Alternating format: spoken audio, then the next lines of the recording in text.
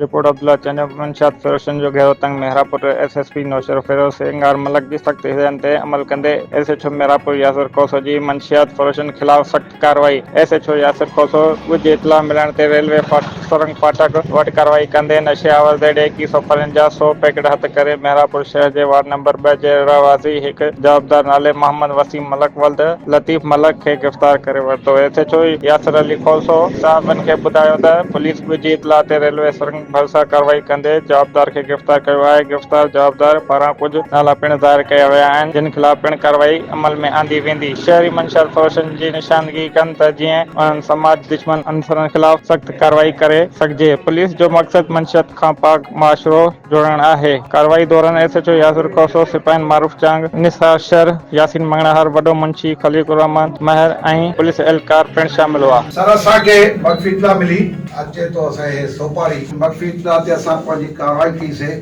जेकी railway crossing सुरंग आहे उन्ही खां मोहम्मद वसीम मलिक खे 100 पैकेट सां ZDP सां पकड़ियो आहे। छा में खयो वियो सर उन्ही में हे चए तो त मां रेलवे को कराची खां खणी ईंदो आहियां ट्रेन ज़रिए मां खणी ईंदो आहियां पर उन्ही खे पार्सल अहिड़े नमूने पार्सल कंदो आहियां सामान में विझराए करे कंहिंखे ख़बर न पवंदी आहे कॾहिं कहिड़े दॿे में ईंदो आहे कॾहिं कहिड़े दॿे में ईंदो आहे। अॻ में मां 4-5 दफ़ा इहो करे चुको आहियां। सर अकेलो हे हुयो ऐं ॿिया जंहिंखे ॾींदो आहे उनजा नाला खयां थो।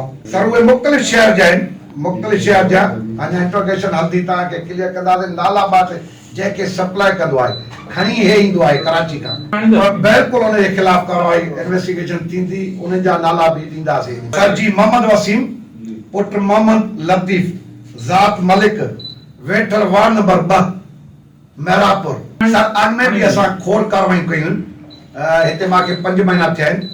पोएं पीरियड में तव्हां ॾिसो इलाही कार्रवाई थियूं आहिनि मंशिया जे खिलाफ़। त ॾिसो असां अॻ में बि चवंदा रहिया आहियूं तव्हांजे तरफ़ सां ऐं तव्हांजे उन सां मैसेज ज़रिए तव्हां जेके मैसेज पहुचाईंदा हो त भई जेकॾहिं कंहिंखे इतला ॾियणो आहे उनजो नालो बि राज़ में रखियो वेंदो उन नालो बि राज़ में रखियो वेंदो। ऐं इहा तव्हां पाण ॾिसो त अॻ में कीअं हुयो मेहरापुर हाणे मंशियात को इलाही पाक थी वियो आहे। जेकॾहिं को बचियलु आहे त इंशाअल्लाह उन ते बि कार्रवाई थींदी।